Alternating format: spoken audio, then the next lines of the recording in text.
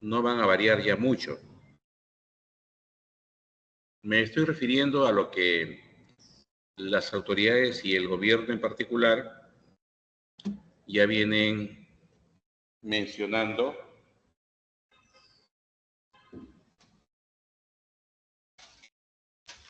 sobre lo que ha sido la producción en el Perú en el 2024.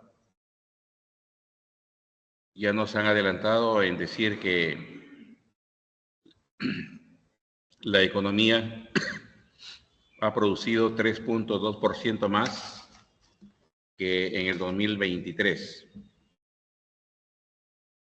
Si eso se ratifica, si eso se corrobora, estaríamos hablando del valor de la producción en el Perú para el 2024, para el año pasado, de más o menos 289.400 millones de dólares.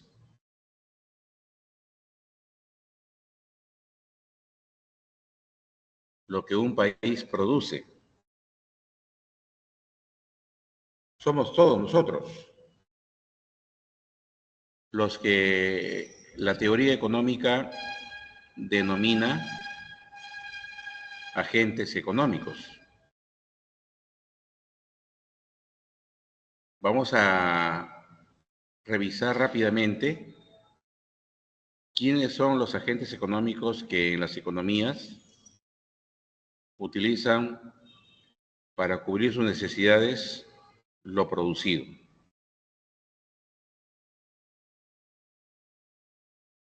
Vamos a ver nuestro caso. De esa riqueza generada que supera los 280.000 millones de dólares, la mayor parte es consumida, dicha riqueza, por nosotros, las personas, que a su vez somos parte de una familia. En nuestro caso, en el Perú, según los informes, los reportes del Instituto Nacional de Estadística e Informática, en el Perú hay algo más de 11 millones de familias. Repito, de acuerdo a estos informes de INEI, somos más de 11 millones de familias. Algo que también debemos de recordar es que para INEI, en el caso peruano, una familia en promedio está conformada por 4 integrantes: papá, mamá y 2 hijos. Esa es la familia promedio que INEI toma en cuenta para poder agrupar a peruanos y peruanas en estas unidades de consumo, que son las familias.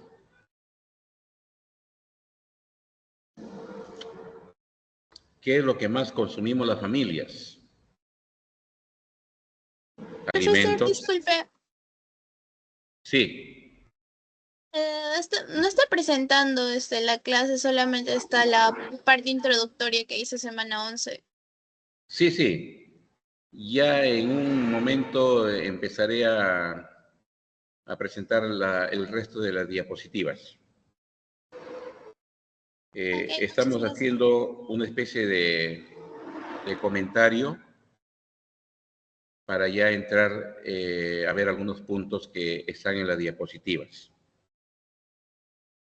No se preocupen, ahorita ya va a empezamos a mover las diapositivas, ¿no? Bien, entonces, como comentaba,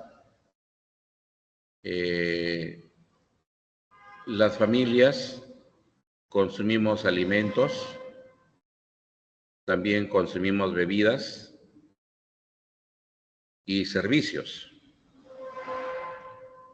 Transporte, por ejemplo, educación, como es lo que ahorita ustedes consumen. ¿no? Están ustedes consumiendo este servicio que es educación. Las familias consumen servicio de salud,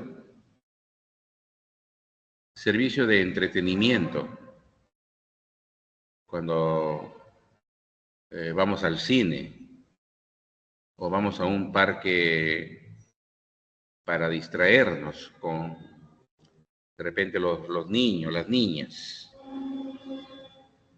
Ese es el principal consumo de las familias en bienes y servicios.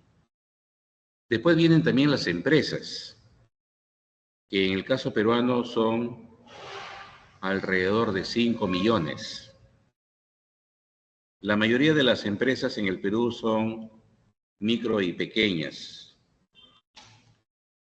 pero al margen de su tamaño, todas ellas consumen. Por ejemplo, consumen materias primas para que puedan producir, consumen insumos, consumen energía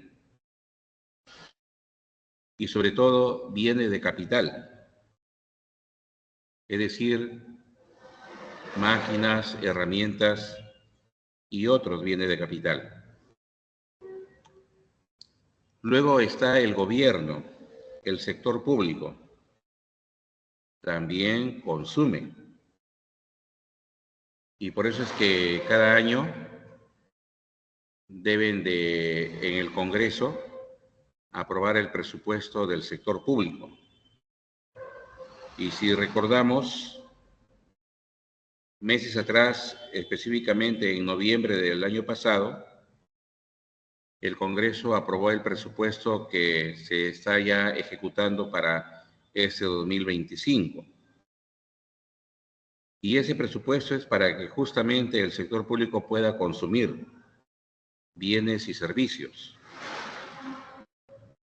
El presupuesto que se está ejecutando ya, aprobado para este 2025, supera los 281.000 millones de soles. 281.000 millones de soles.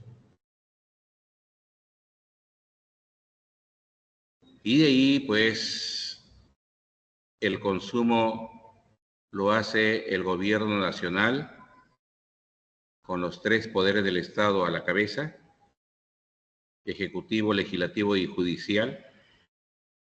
Lo hacen los gobiernos regionales, también consumen, y los gobiernos locales, las municipalidades, que son más de 1.800 a nivel nacional.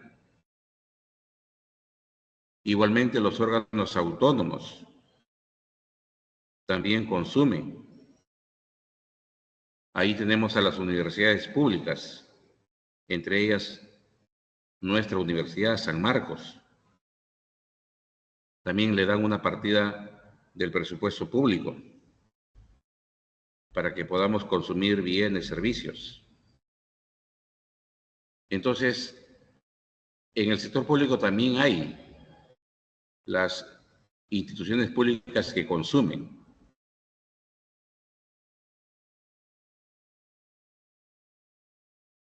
Luego tenemos el consumo de familias y empresas y hasta gobiernos de otros países.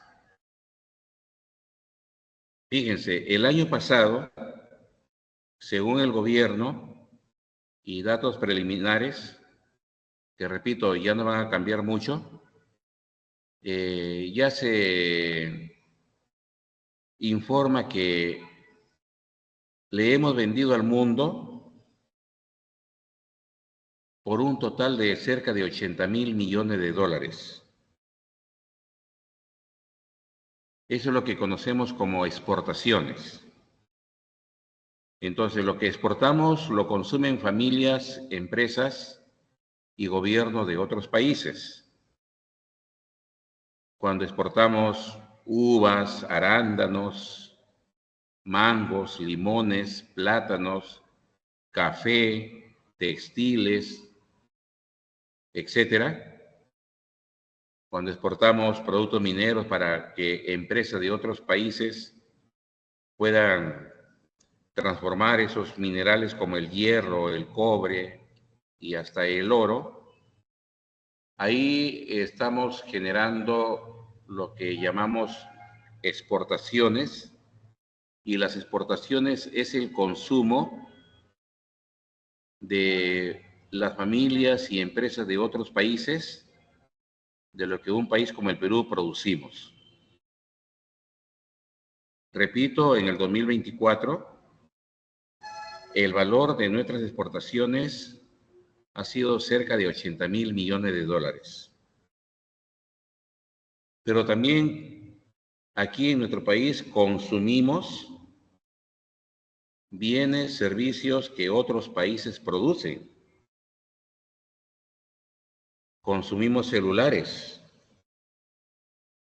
Y Perú como economía no produce ni un solo celular, pero sí consumimos.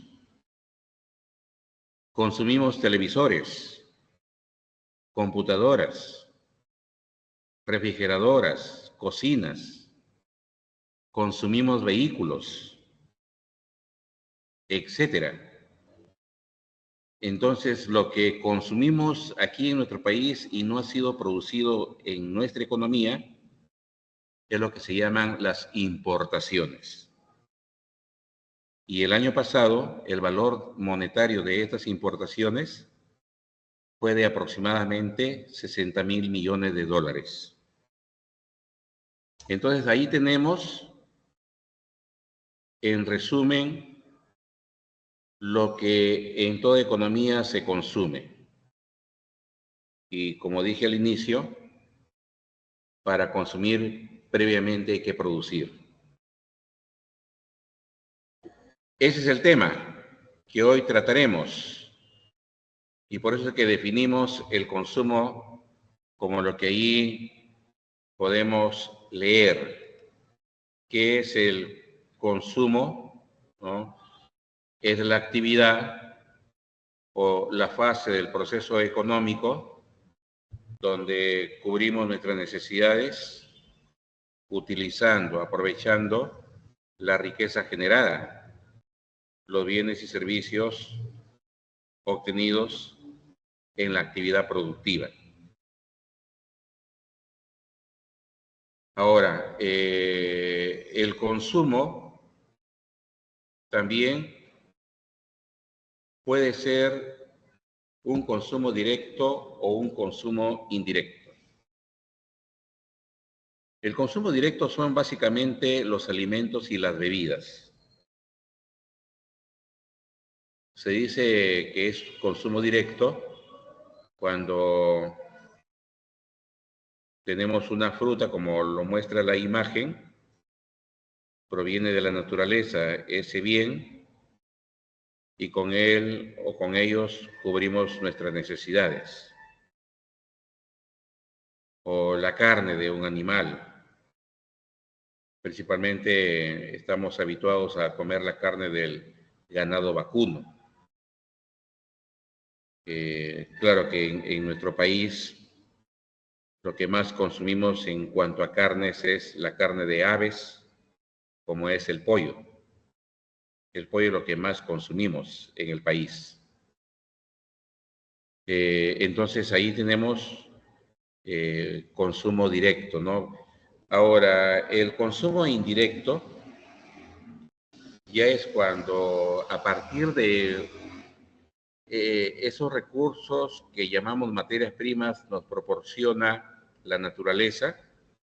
Fíjense, ahí esos gráficos, esas imágenes son bastante ilustrativas. El hombre al talar un árbol obtiene madera y con esa madera fabrica ese mueble como es una cama.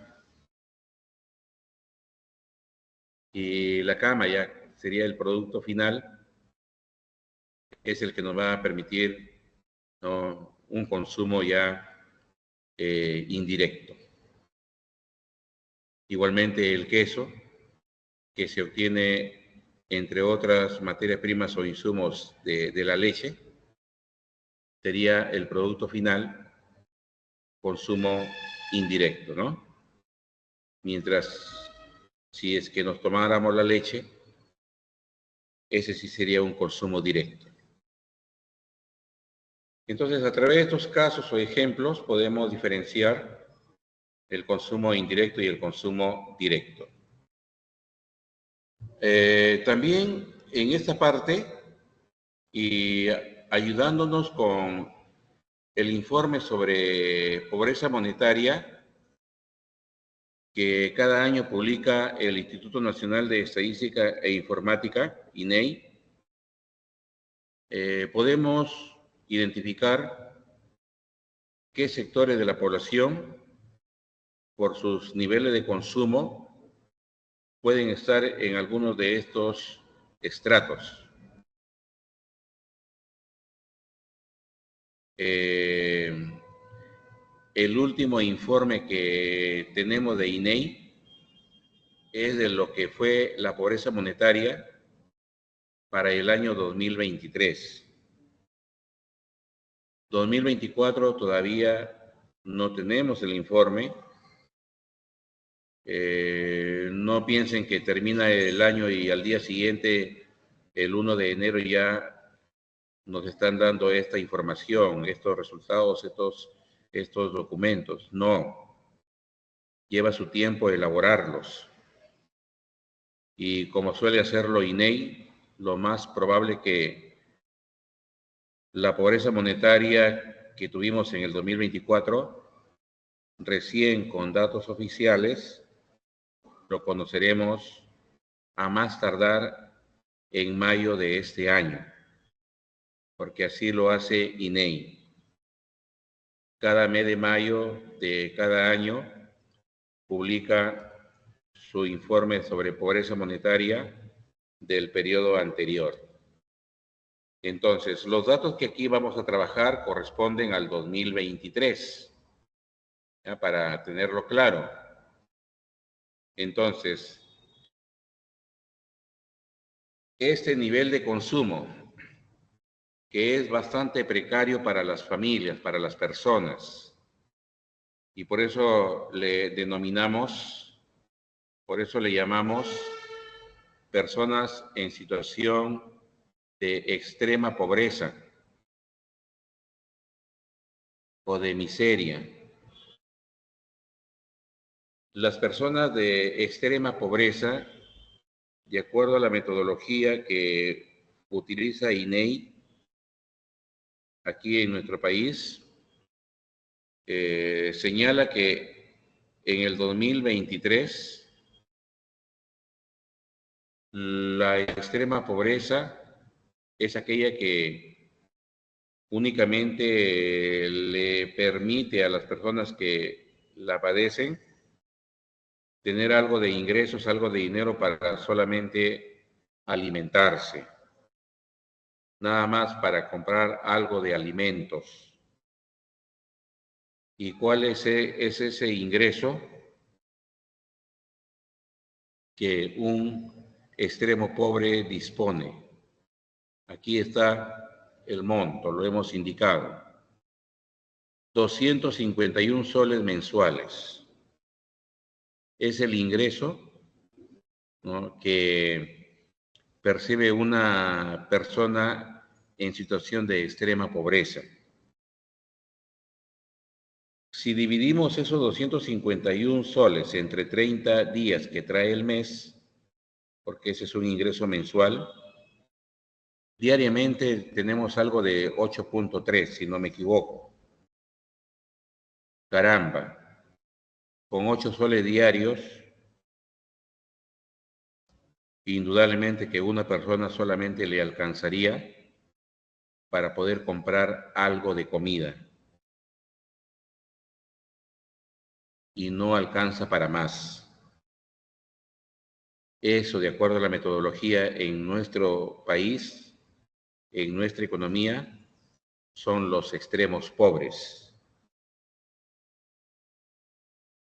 Ahora, si ese ingreso de 251 soles de un extremo pobre mensual, lo multiplicamos por 4, obtenemos 1.004 soles. ¿Y por qué por 4? Por 4 porque, como hemos dicho, en promedio, para nuestra realidad, una familia está conformada por 4 personas en promedio. Los padres y en promedio 2 hijos. Recuerde que estamos hablando de una familia promedio. En la vida real, en el mundo real, es probable que usted sea parte de una familia donde tiene de repente 5 hermanos, o a lo mejor tiene un solo hermano, o tal vez ninguno, sea de repente hijo o hija único.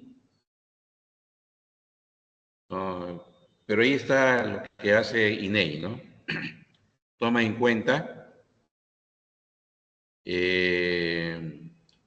un ingreso de 251 soles para los extremos pobres. Y eso solamente es para cubrir algo de alimentos, para cubrir la canasta básica de alimentos, porque no alcanza para más. Esos 8 soles que resultan en promedio diariamente, es de repente para que la persona vaya a un comedor popular, porque hoy en día y a estas alturas en ningún restaurante, así sea un restaurante pequeño, o como a veces le llamamos el restaurante del barrio, que está a 1 cuadra, 2 cuadras de donde vivimos, ni siquiera en estos restaurantes el menú cuesta 8 soles. Conversando con algunos de también mis estudiantes, me indicaban que el menú más barato que ellos pueden encontrar es de 10 soles. Ya no hay menú de 8 soles o menos. Menú más barato de 12 soles, 15 soles, 20 soles. Entonces, esos son los pobres extremos, los que apenas tienen para algo comer. Ahora, la pobreza extrema, vamos a ver acá también, vamos a mostrarle algunos datos. La pobreza extrema en el 2023 afectó a 1.922.000 peruanos y peruanas. Lo que en términos porcentuales representó el 5.7%. Repito, la pobreza extrema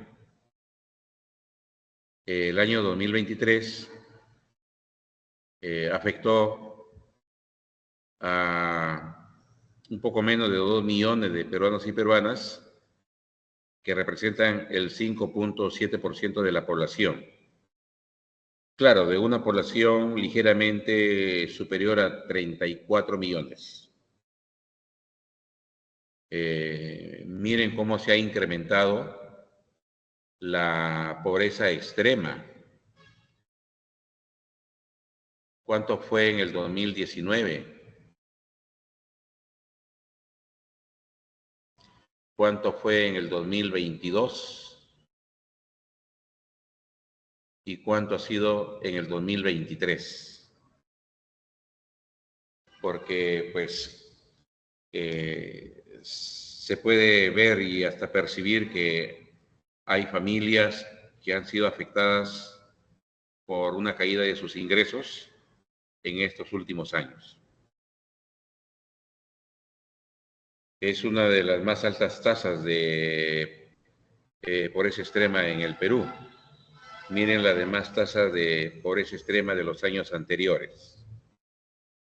La más baja lo tuvimos en el 2018, 2.8% de pobreza extrema. En el 2023 prácticamente se ha duplicado. Aquí entonces tenemos a la extrema pobreza que afecta a familias ubicadas principalmente en el sur del país.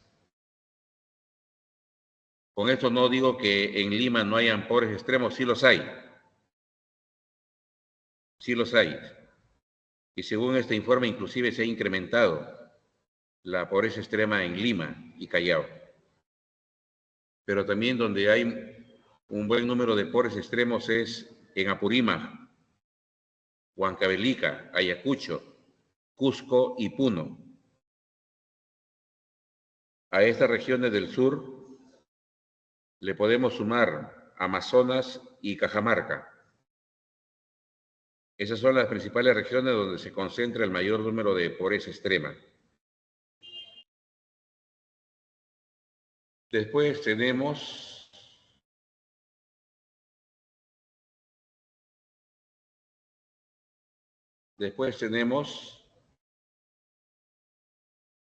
a los pobres. Acá están los pobres. Pobreza. De acuerdo a esta metodología, de acuerdo a esta forma de medir la pobreza monetaria en el país, trabajo hecho por INEI, para el 2023, el informe señala que la pobreza es para personas cuyo ingreso mensual no supera los 446 soles. Y otra vez, si multiplicamos este monto por 4, obtenemos 1.784 soles, que sería el ingreso para una familia de 4 integrantes bajo condición de pobreza. Los pobres, como, bueno, su ingreso mejora un tanto, pueden consumir alimentos como no alimentos. Pueden gastar sus ingresos en comprar alimentos y también algo de prendas de vestir, algo de calzado. Pueden pagar algunos servicios en sus hogares, como por ejemplo agua, energía eléctrica. Algunos de estos servicios los pueden cubrir, ¿no? Una familia cuyo ingreso mensual supere los 1.700 soles.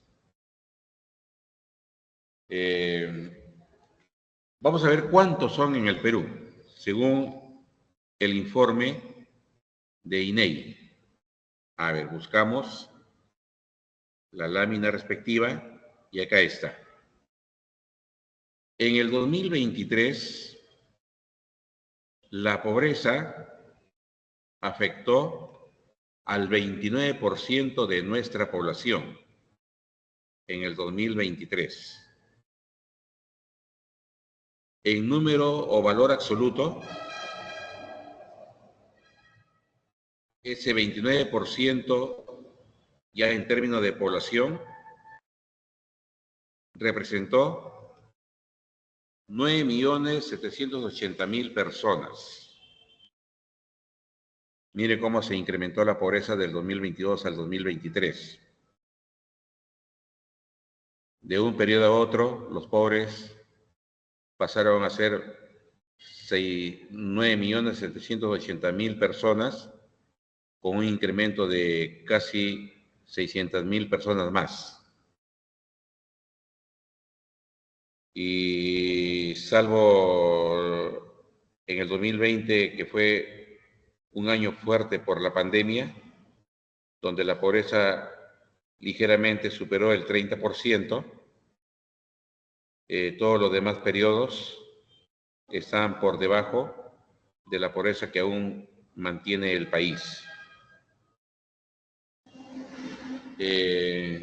Bueno, esa es la situación de casi la tercera parte de nuestra población.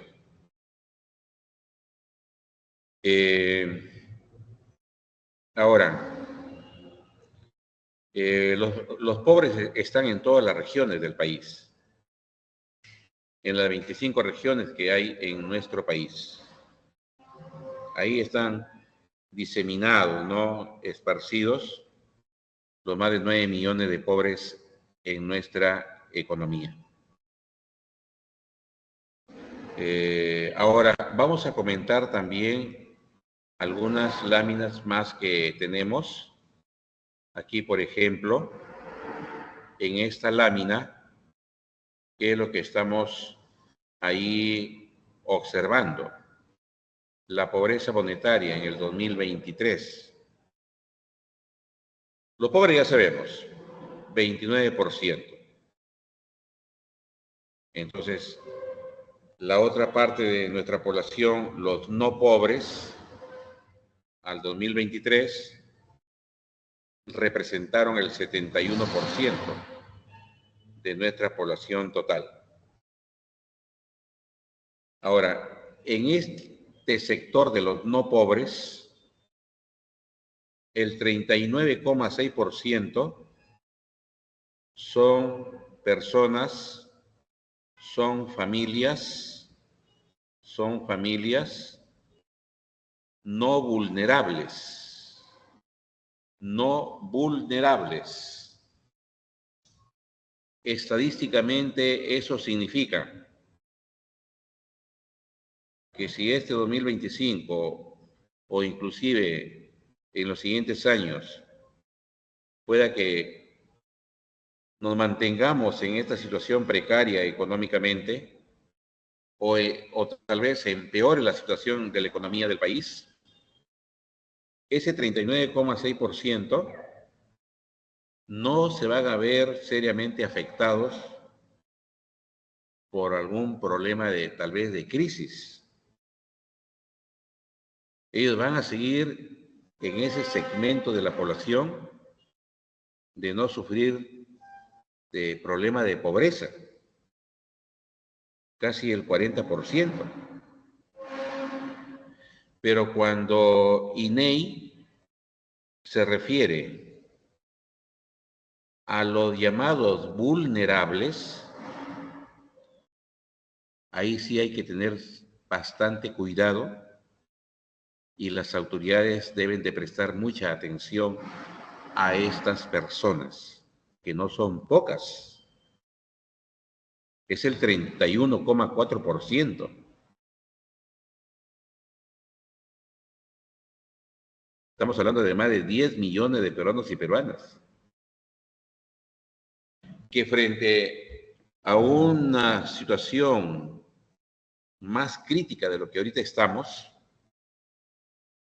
en que la situación empeore en el país, los que por el momento son no pobres, podrían ser arrastrados a una situación de pobreza. Por eso ellos se les denomina personas vulnerables. Así que hay una situación bastante delicada, ¿no? Para algo más del 30% de los que, repito, por ahora no son pobres, pero si la situación del país empeora, ¿no? Porque no estamos bien, si la situación empeora, ¿no? Podríamos tener mayor pobreza en el país. Esperemos que no. Esperemos que no. Porque eso acarrearía una serie de problemas sociales.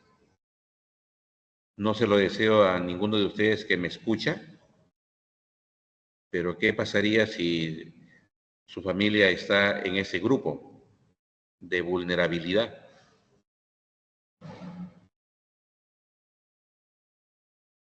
No, realmente no me No me imagino ese escenario donde ustedes tengan que verse obligados a dejar de estudiar porque empeoró la situación económica de la familia.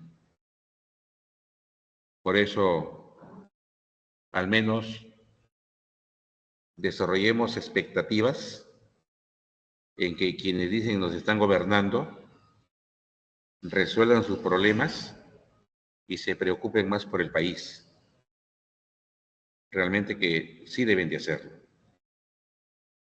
¿no? Pero que ya no cometan más errores, pues. Que ya no estén haciendo lo que los medios de comunicación nos informan. ¿No? Es increíble que no terminan por resolver un problema, ya se están metiendo en otros. Sobre todo el poder legislativo, el Congreso. Pues todos nos hemos enterado, una vez más, en el ojo de la tormenta, porque uno de sus integrantes, en los días no, anteriores, ha sido denunciado de violación por una jovencita.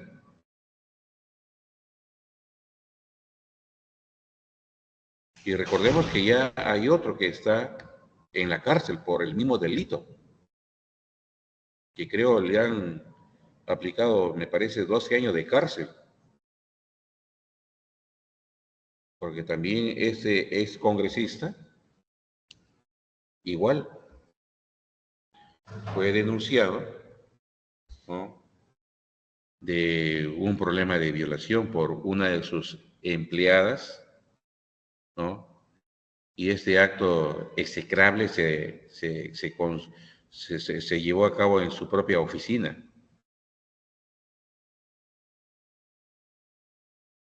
Y miren, no salen de un problema y se meten en otro problema, y cada vez, ¿no?, situaciones denigrantes, ¿no? Se les está investigando por esa supuesta red de prostitución que hay en el Congreso. Y cada vez los indicios nos hacen dudar de que algunos de ellos dicen que no hay nada de eso.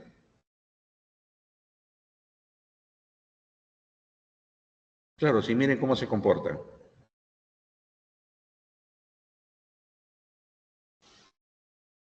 ¿Por qué no quieren entregar a los fiscales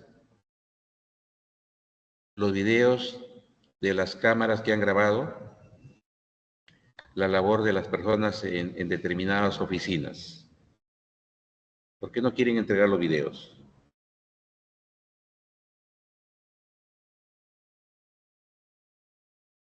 ¿Por qué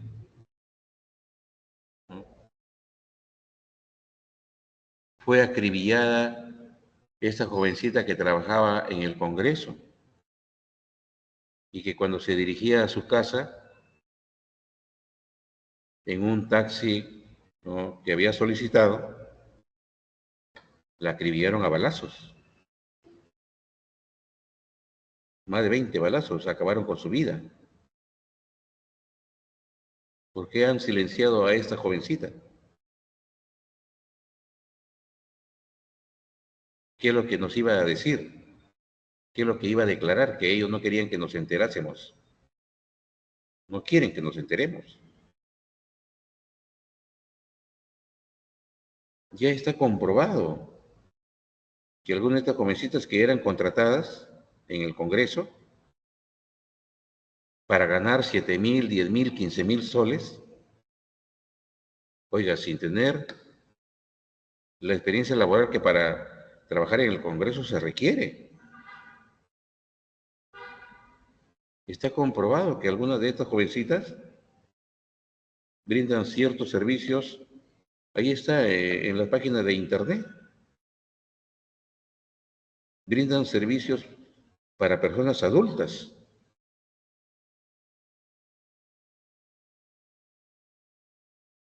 ¿Qué es lo que no quieren que sepamos de estos señores?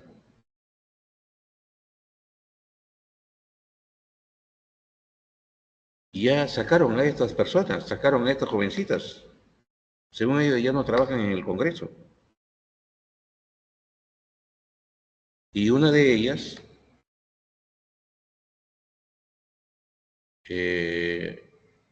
acaba de declarar, ¿no?, en estas últimas horas que la semana pasada, creo casi el fin de semana, le han robado su celular. ¿Qué escondía? ¿Qué guardaba en su celular? Que dice, le robaron. Y eso es mentira, porque esta señorita, esta jovencita, que vive en Magdalena, según ella, le roban el celular cuando sale a la calle a pasear a su perro.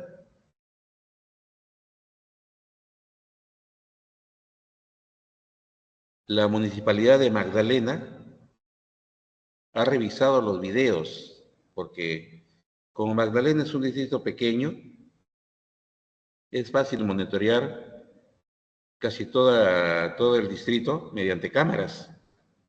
Han revisado las cámaras en la fecha, en la hora, en el lugar que supuestamente la señorita declara fue objeto del robo de su celular, y no hay el mínimo, el más mínimo indicio que haya sido asaltada por delincuentes y pues que le hubieran generado el robo de su celular. Una total mentira. ¿Qué guardaba la señorita en su celular? ¿Que no quieren que los peritos revisen ese celular de esta ex trabajadora del Congreso?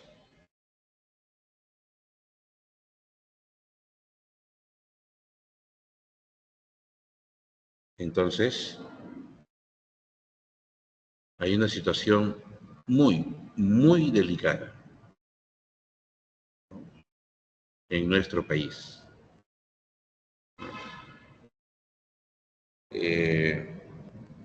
Bueno, con ese tipo de supuestas autoridades, que más están preocupadas estas personas en cómo camuflarse, en cómo esconder no, sus sospechosas actividades que tienen, los supuestos delitos de los cuales se les imputa, ¿no? Están en eso. Más se preocupan por salvar su pellejo. Más preocupados están en cómo maquillar, en cómo esconder, seguramente pruebas, ¿no?, de los delitos que se les atribuye. Y los problemas del país, la solución a la problemática nuestra como país, no, pues para eso no les interesa, no les importa.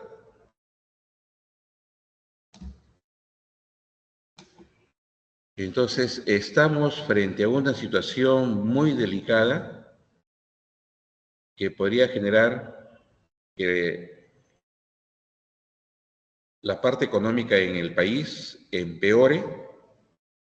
Espero equivocarme, y muchas familias podrían pasar a engrosar la parte de las familias en situación de pobreza.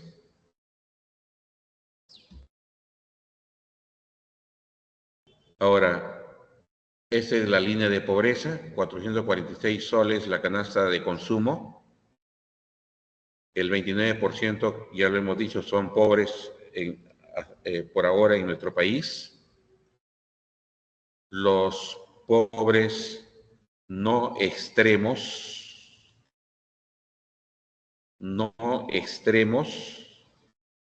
son el 23,3%.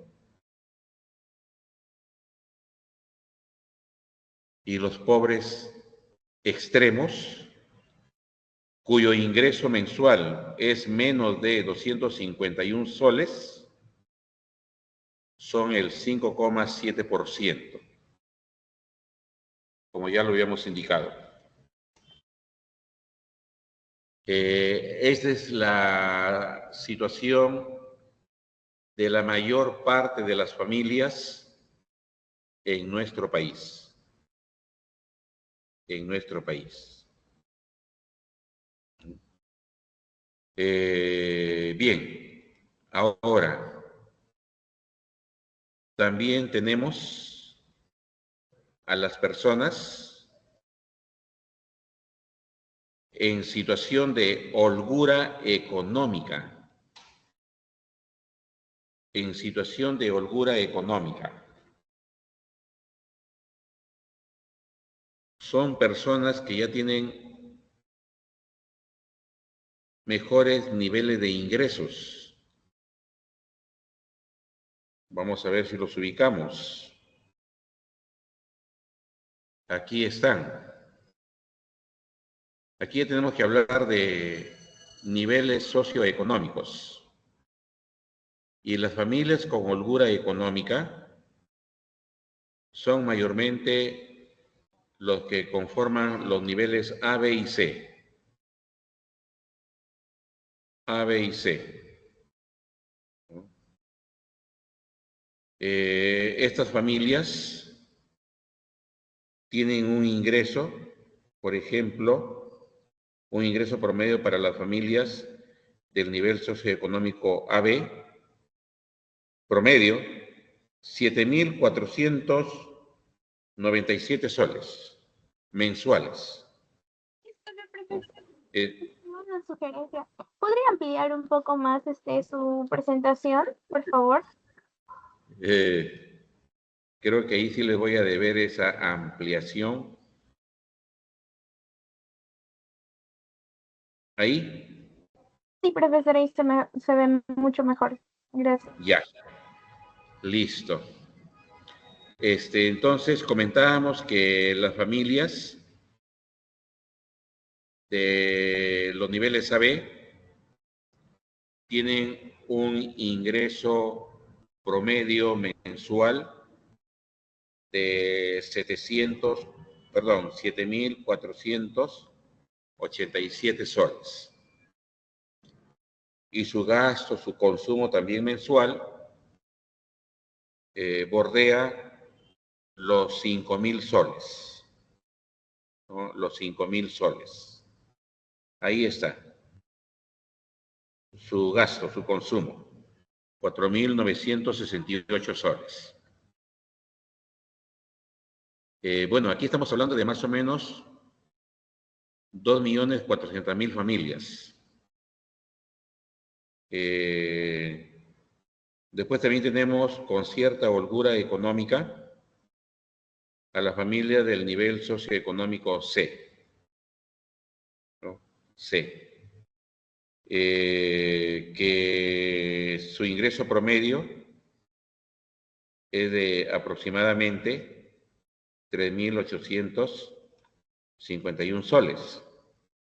Y su gasto, su consumo también mensual en promedio es de 2.921 soles. Luego ya las familias de los niveles D y E se acercan más a lo que ya hemos comentado. Se acercan más a la línea de pobreza. ¿Ya? Entonces, estas familias que hemos aquí remarcado, hemos identificado, las familias de los niveles A, B y C, son las que podríamos afirmar cuentan con holgura económica, ¿no? Cuentan con holgura económica. Son familias que pueden satisfacer necesidades primarias y secundarias principalmente, ¿no? Y una que otra por ahí terciaria. si es que siempre y cuando la familia de la cual estemos tratando, su ingreso esté por encima del promedio, ¿no? Por encima del promedio. Entonces, de repente ahí ya, a lo mejor estas familias, alguna de ellas, no son todas, lógicamente, para las festividades de fin de año, son las que viajan, ¿no? Celebran el año nuevo no en sus hogares, no en sus viviendas, mucho menos en el país, sino que viajan. Se van a alguna playa de Centroamérica o alguna playa en México, o se van a Europa, se van a Estados Unidos, y ahí esperan el año nuevo. Y hacer esos viajes ya es una necesidad terciaria que está siendo cubierta por esa familia, con holgura económica, ¿no? Con holgura económica. Entonces, pues no son todos, indudablemente, los que pueden hacer esto. La mayoría de las familias con holgura económica pueden cubrir necesidades primarias y secundarias. Primarias, alimentación, vivienda y vestido. Secundarias, que son las llamadas necesidades sociales, entre ellas el estudio.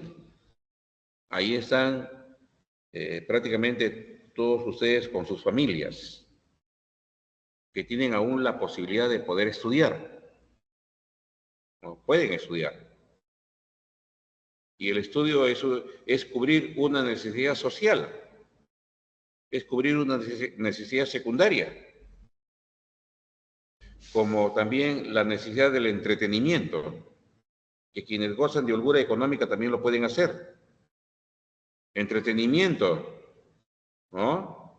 De ir un fin de semana con la familia y ver una película pues en el cine, y no por Netflix o alguna otra plataforma, no, es ir y pagar, no, 30, 35 soles por cada entrada e ir al cine con toda la familia,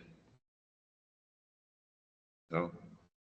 Y alcanza dinero también pues para comprar la canchita y otra cosa, ¿no? La bebida. No todas las familias pueden hacer eso. O ir a un parque de entretenimiento, o cenar fuera de casa.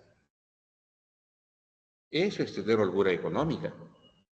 Y lo último que acabo de señalar son necesidades pues sociales, esparcimiento, entretenimiento, viajar por vacaciones.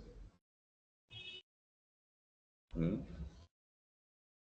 En nuestro país son más o menos 2.400.000 familias las que tienen holgura económica y que pertenecen principalmente a los niveles socioeconómicos A, B y algunas familias del nivel C.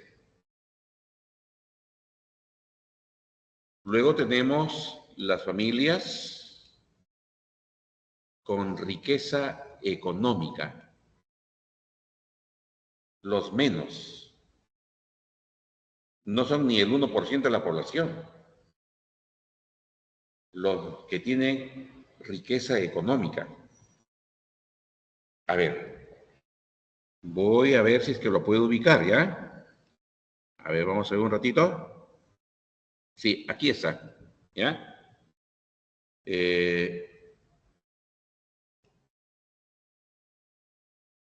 ¿Están visualizando el Word que estoy presentando? Sí, profesor. Ya, gracias. Sí, era para solamente mostrar las familias más adineradas, las familias que gozan de riqueza económica en el país. Este ranking fue, a ver si lo podemos acá ya, un ratito, ya. Este ranking fue elaborado por el investigador docente Ernesto Linares, el año pasado, 2024, tomando como base lo que estas familias declaran como patrimonio para hacer negocios en la bolsa de valores, ¿ya? Entonces, este investigador, como conclusión, llegó a identificar las familias más acaudaladas en el país. ¿Quiénes son? A ver, en primer lugar, aparece la familia Brescia Caferata.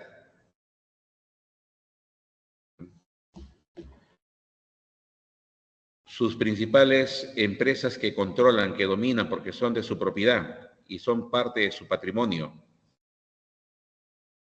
Empresa Minsur, su mismo nombre lo dice, sector minero. BBVA, Banco Continental, donde tienen el 46% de las acciones. La otra parte de las acciones pertenece al Banco Español BBVA, el Banco Bilbao Vizcaya Argentaris. De ahí vienen las siglas, BBVA. Es un banco español. Ellos son los socios estratégicos de los Brescia Caferata en ese banco que opera en el país. TASA, la empresa más importante en el sector pesquero y principal productor de harina de pescado y aceite de pescado. Urbanova son empresas inmobiliarias que también dominan y controlan los Brescia Caferata. Ahí está también la inmobiliaria Los Portales. ¿Quién no ha visto su publicidad? Sobre todo en la televisión de la inmobiliaria Los Portales, ofertando terrenos, no solamente en Lima, sino en muchas otras ciudades del país, tanto hacia el norte como hacia el sur. Tienen también importantes inversiones en el sector inmobiliario. 6.750 millones de dólares es la riqueza de esta familia. Después tenemos a la familia Romero Seminario, segundo lugar, ¿no? La familia Romero Seminario, el patriarca Dionisio Romero Seminario, ya él designó a su hijo único también, lleva su nombre, también se llama Dionisio Romero, pero como ya es el hijo, lógicamente que tiene que llevar el apellido de la mamá. Y la mamá apellida Paoletti, ¿no? Dionisio Romero Paoletti. Es el heredero directo de este conglomerado económico que representa riqueza para esta familia. Empresa de bandera, el BCP, Banco de Crédito del Perú, como parte del grupo Credicor. Alicor, la empresa más grande de alimentos, es de su propiedad. Cadena de grifos Primax, es de su propiedad. Caña Brava, empresa que produce etanol, un combustible alternativo en nuestra economía. Un biocombustible, ¿no? Ese es el nombre más adecuado, ¿no? Caña Brava produce etanol, que es un biocombustible. La riqueza de esta familia, 5.460 millones de dólares. Para nuestra realidad es mucho dinero. Después tenemos a la familia Rodríguez. Ya también son personas de edad. Uno de los hermanos ha fallecido hace poco, y por eso es que Vito Rodríguez, que es el hermano que queda, ya está designando como el sucesor para que siga al frente de este conglomerado de empresas, de los Rodríguez, ya a uno de sus hijos, pues no, Rodríguez Guaco es el sucesor, el que continuará con las riendas de este grupo económico, cuya riqueza es de 4.300 millones de dólares. Su empresa bandera es Leche Gloria, la empresa Gloria. Soprole, recuerden que es una empresa que el año pasado compraron allá en Chile, también vinculada al rubro de productos lácteos, pero en Chile, por la cual pagaron, si no me equivoco, alrededor de 600 millones de dólares. ¿No? Soprole. Agroaurora, una empresa, como su nombre lo dice, vinculada a la agroexportación. También los Rodríguez son dueños de importantes empresas azucareras, como Casagrande, que es la empresa azucarera más grande del país. Cementos Yura, ¿no? En Arequipa. Cementos Yura. Los Rodríguez también han invertido en el rubro construcción en Ecuador, en Colombia y hasta en Estados Unidos. 4.300 millones de dólares es el patrimonio, es la riqueza de esta familia. Después tenemos a la familia Rodríguez Pastor. La familia Rodríguez Pastor. 3.500 millones de dólares es su riqueza, es su patrimonio. Riqueza que proviene de sus empresas, entre las más importantes, el Banco Interbank, la cadena de supermercados Plaza Vea, la cadena de mercados mayoristas Macro,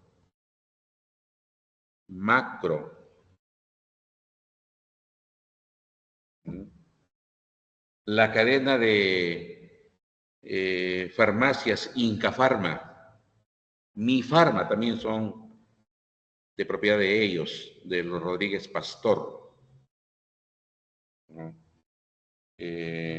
También son propietarios de empresas en el rubro de educación, la UTP,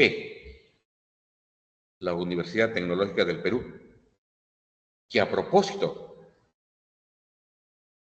ya desplazó a un segundo lugar a los Acuña, porque la Universidad UTP tiene más estudiantes que la Universidad César Vallejo. Sí, así como lo escuchan. Son dueños de la cadena de colegios Innova School, que aquí en el Perú tienen más de 60 colegios, no solamente en Lima y Callao, en las principales ciudades del país. También han aperturado sedes de este colegio, Innova School. Y ya llevaron esta marca de colegios a otros países. Ya también están aperturando colegios, Innova School, en Ecuador, en Colombia y en México. Y también tienen franquicias, ¿no? Franquicias de comida rápida Ellos son los propietarios aquí en el Perú de la franquicia de pollos Broster Popeyes, de pollo a la brasa Don Belisario,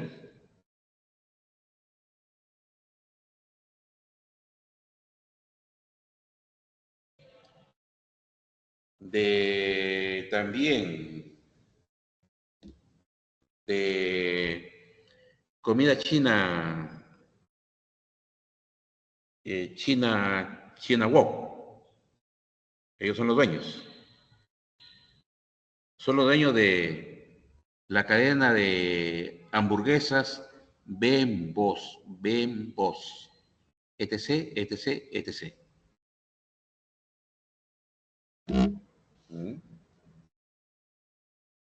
Luego tenemos a la familia Benavides de la Quintana. Esta familia sí principalmente son familia de dueños de empresas mineras. La más importante, la empresa minera Buenaventura. Buenaventura. ¿No? 1.030 millones de dólares es su riqueza del señor Roque Benavides. Roque Benavides de la Quintana. Que seguramente va a volver o ya está deshojando margaritas, porque ya desde hace algunos años atrás quiere pues postular a la presidencia del país, el señor Roque Benavides. Y en estas últimas elecciones lo que ha hecho es deshojar margaritas. Postulo, no postulo, postulo, no postulo, postulo, no postulo. Ya pues que decida si para el 2026 postula o no postula la presidencia. ¿No? Roque Benavides de la Quintana, 1.030 millones de dólares su riqueza. Y aquí viene esta familia, las hermanas Arias, ¿no? Que heredaron del padre, ¿no? Empresas, entre ellas mineras, y pues aquí estamos hablando de la empresa minera Poderosa, empresa que el año pasado dio mucho que hablar, porque lamentablemente fue objeto de la delincuencia. Recordemos, 2024, ¿no? La empresa Poderosa fue asaltada por delincuentes allá en la Sierra de la Libertad, ¿no? En Patás, específicamente, en Patás, una provincia andina de la región La Libertad, ¿no? Cuya capital todos sabemos es Trujillo. Entonces, pues, para robarle el oro. Ahí estos delincuentes entraron a la mala a robar el oro que produce esta empresa. Por eso es que pidieron apoyo de las autoridades, del gobierno, y pues, como sabemos, allá se ha destacado una guarnición militar. Los militares han tenido que ir, bueno, para salvaguardar los intereses de esta familia, de las hermanas Arias. No, sí, porque son dos señoras las principales herederas de esta fortuna. 1.000 millones de dólares es su riqueza. Los Jochil, o Jochil, como quieras, ¿no? Los Jochil. ¿Qué hacen los Jochil? Los Jochil, ¿no? cuya riqueza es de 880 millones de dólares. Su empresa bandera es la cementera Pacasmayo, ubicada también hacia el norte de Lima, en La Libertad, ¿no? Ahí cuando se viaja hacia el norte, se ve pues esa enorme fábrica de cemento, ¿no? Pacasmayo, que produce cemento para todo el norte del país. Inclusive este cemento llega hasta Ecuador. Son dueños de la empresa que extrae los fosfatos en la región Piura, específicamente en Bayóvar. Según se dice, esta reserva de fosfatos allá en el norte del país, en Piura, en Bayóvar, es una de las más grandes reservas de fosfatos en el mundo, y ellos son los que extraen esos fosfatos, son los propietarios de estas empresas. ¿Y para qué sirven los fosfatos? Principalmente para producir fertilizantes.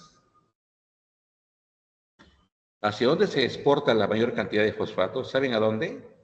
A la India. Ellos le venden fosfatos a la India. La India toma esos fosfatos y los convierte en urea, fertilizante para la agricultura.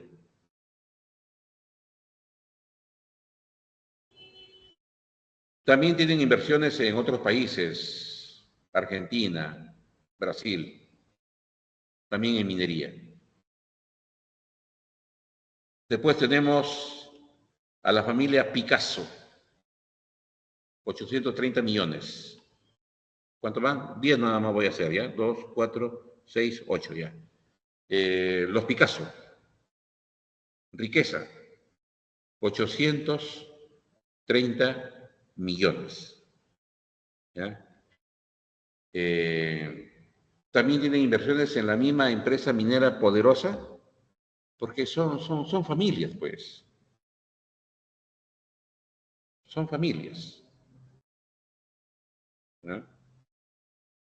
Entonces, una de las hermanas, ¿no?, contrajo nupcias con la familia Picasso, con uno de los hermanos Picasso. Y ahí surge los Picasso Arias. ¿Será por eso que le pusieron a esta minera Poderosa? Ya también tienen inversiones en Chancay, ¿no? En Chancay. 830 millones, su inversión de esta familia. Los Marzano, también invirtiendo en minería, 760 millones. 760 millones es la riqueza de estas familias. ¿Ya? La familia Navarro Grau. Usted sabe que Miguel Grau, nuestro héroe naval, son sus tataranietos. Oiga, Grau no era ningún, como dijo alguien en algún momento, Miguel Grau no era ningún caído del palto. Por eso llegó a ser almirante de la Marina, pues. ¿Ya? Siempre se ha dicho que en la Marina, los que tienen los más altos grados son hijos, ¿no?, de familias muy bien posicionadas económicamente. Los que llegan a ser almirantes, ¿no?, capitanes de fragata, todas esas cositas, ¿no?, títulos nobiliarios prácticamente, lo toman estas familias. Y aquí están los Navarro Grau, también en minería. 750 millones. 750 millones. 2, 4, 6, 8, 10. Con ellos termino, ¿no? Ah, pero aquí hay algo que a ti te interesa porque ustedes son los principales consumidores, ¿no? Los jóvenes en las tiendas Tambo, ¿no? ¿Quiénes son los dueños? Los Lignite, los que también son dueños de embotelladora de bebidas gaseosas aquí en Perú. Inca Cola, Coca-Cola, ¿no? Ahí está también. No, lo cito porque, repito, también ellos son dueños de la cadena de tiendas Tambo, cuyo principal público son los jóvenes. A ustedes pues les gustan las empanaditas, ¿no? Las hamburguesas, las bebidas pues hidratantes, rehidratantes que ahí venden, ¿no? Tambo. Y que lo han tomado ustedes como moda, ¿no? Como moda, como sentirse bien si me ven entrar a comprar mi bebida en Tambo, ¿no? Entonces, el principal público de las tiendas Tambo son ustedes los jóvenes, ¿no? Qué bien, porque por fin pues salió una tienda para ustedes, ¿no? Ya no tienen por qué comprarle al dueño de la bodeguita de la esquina en el barrio donde vivimos, ¿no? Como se decía antes, ¿no? La tienda del chino, la bodega del chino. Ya no, ya ustedes no son de esos tiempos. Ahora van a Tambo, ¿no? Van a Tambo, ¿ya? Si acá pues viera, ¿no? En San Marcos, acá ahorita yo estoy de la ciudad universitaria, ¿no? Eh, Caramba, yo veo a la tienda Tambo que está acá, aquí al costado de la universidad, pues para lleno de nuestros estudiantes, ¿no? Lleno de nuestros estudiantes. Voy más allá y por la Católica también hay al frente, hay otro Tambo, igualito. Los jóvenes que salen de la Católica o van a entrar a la Católica como universidad, también ahí llenan esa tienda. Y así, ¿no? Muy bien, entonces ahí hemos escrito la riqueza de las principales familias con esta situación de un alto patrimonio en el país. Claro que alguien muy intencionalmente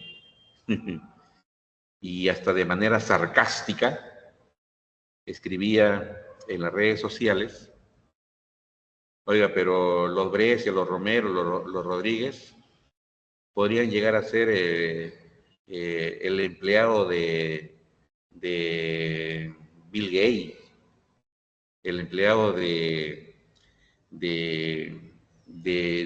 Bezos, dueño de Amazon, el empleado de más, el dueño de Telsa, ¿no?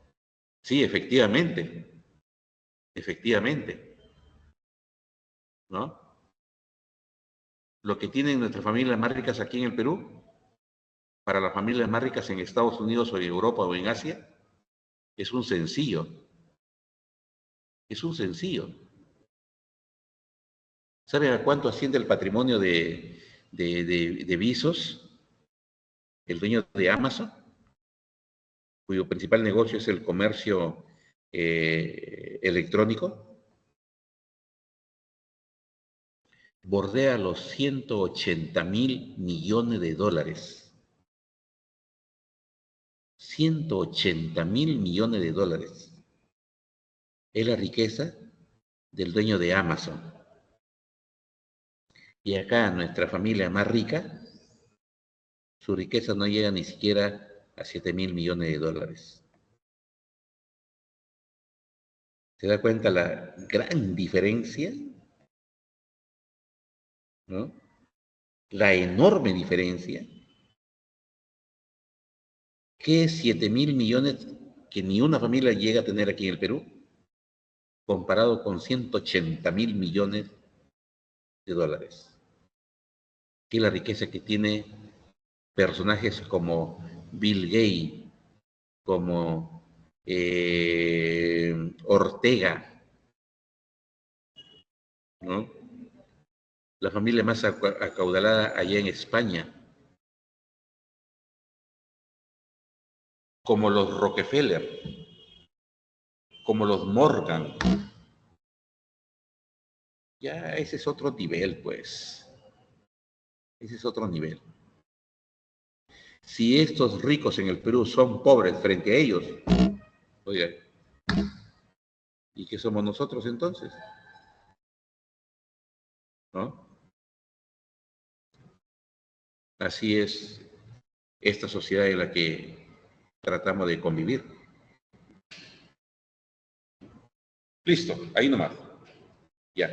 Terminamos con comentarios de este tipo y volvemos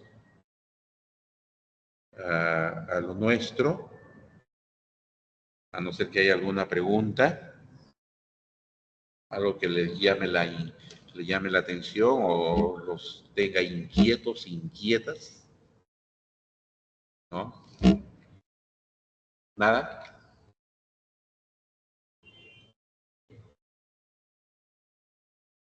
Bien, vamos entonces a continuar. Ya en este último tramo. A ver.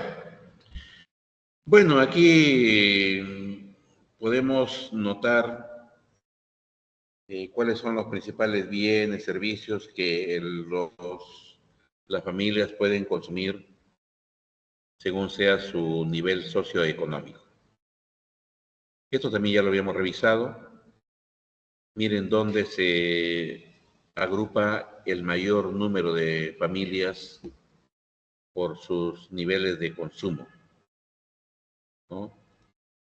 En el nivel socioeconómico E, 31.7%.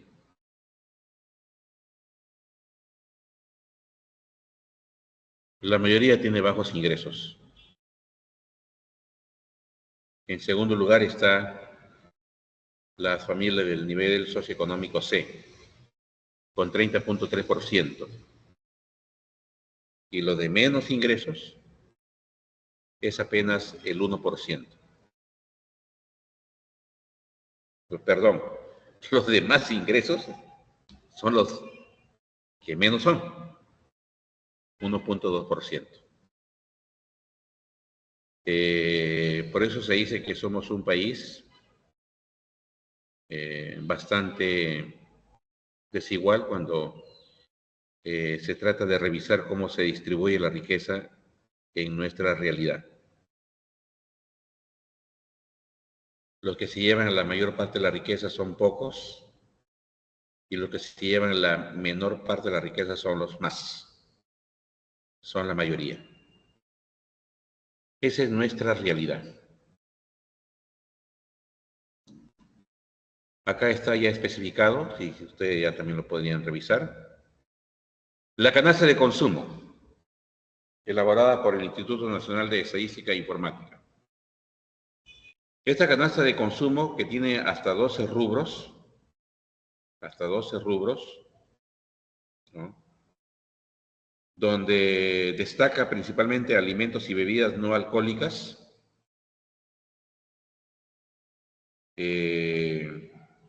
permite elaborar el índice de precios al consumidor. Acá lo vemos mejor. El IPC, a nivel nacional. Del 100%, el mayor peso lo tiene alimentos y bebidas. Ahí está. El mayor peso es para alimentos y bebidas no alcohólicas. ¿Cuánto es ese peso? 23.928%. ¿Quién le sigue? En peso, ¿no? Porque aquí lo que se ha hecho es un ponderado. En segundo lugar está lo que gastan las familias aquí en nuestro país en comer fuera de casa y hospedaje. 16%. En tercer lugar, porque todos los días gastamos en este servicio, transporte público, 12,2%. En cuarto lugar, servicios para el hogar, para la vivienda, servicios como alojamiento, agua, energía eléctrica, gas, 9,6%. Y así vamos viendo que menor participación tiene recreación y cultura, y el de menos participación es el de bebidas alcohólicas y tabaco.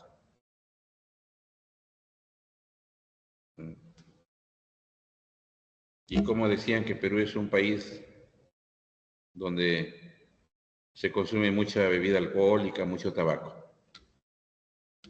No, no es así. No es así.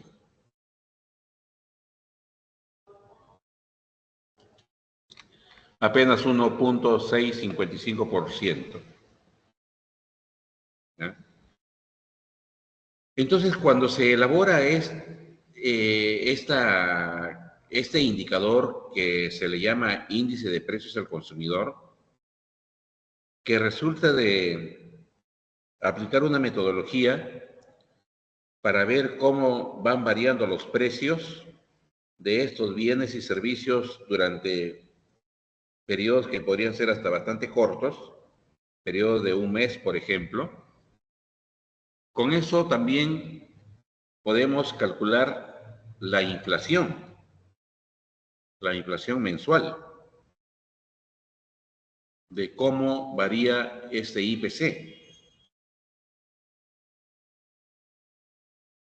Miren, aquí por ejemplo, abril del 2024.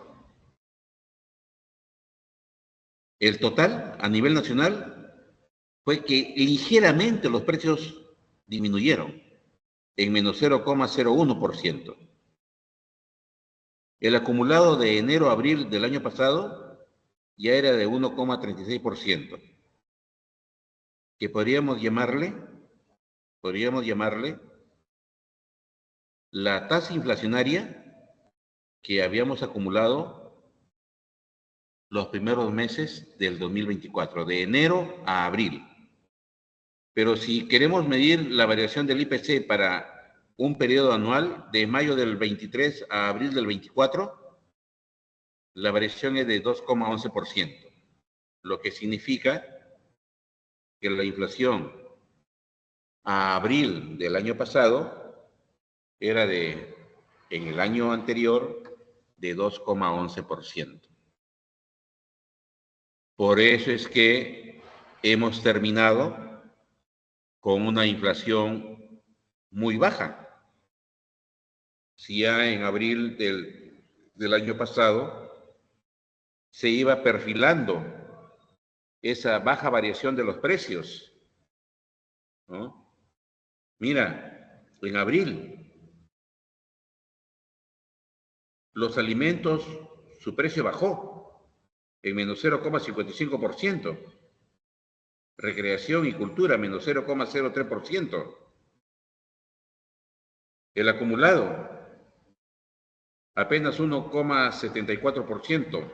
Por eso es que esto ya nos iba perfilando cómo podíamos terminar el 2024 con respecto a la variación del IPC. En otras palabras, con respecto a la tasa inflacionaria. Porque la variación del IPC es la tasa inflacionaria. ¿Con cuánto terminamos? 2024. Hemos terminado con una inflación de 1,97%. De 1,97%. Y ya, desde abril ya se perfilaba que la inflación del año pasado iba a ser baja. Ya teníamos esa tendencia a que de todas maneras íbamos a terminar con una inflación baja.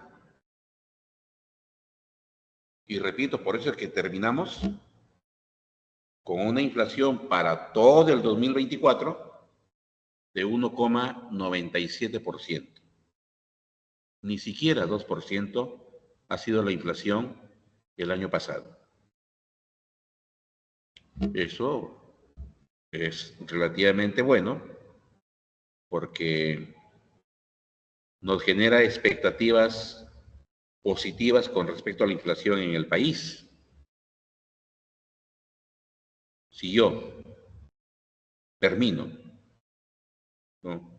Si yo termino con una inflación bastante baja en un periodo, para el siguiente periodo, que es 2025, también me voy formando esas expectativas favorables a que tendremos este año 2025 una inflación relativamente baja, que se